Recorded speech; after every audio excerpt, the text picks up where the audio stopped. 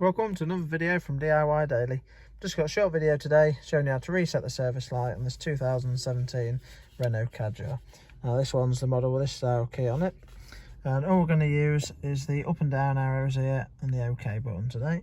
But the first thing you want to do is just keep your feet off the pedals and press the start button there just to get the ignition on to stage 2.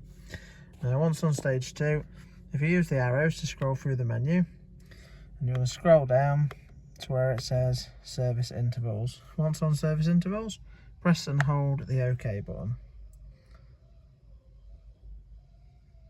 Now it'll come up with a new message there, and you can see you've got the oil change, and then if you scroll down you've got the service, and you can reset each one individually. So to start with, I'll just go on the oil change and then press and hold the OK button. Keep that depressed.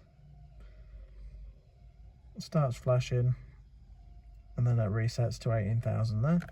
And then we're going to scroll down and get to the service and do the same again. Press and hold the OK button.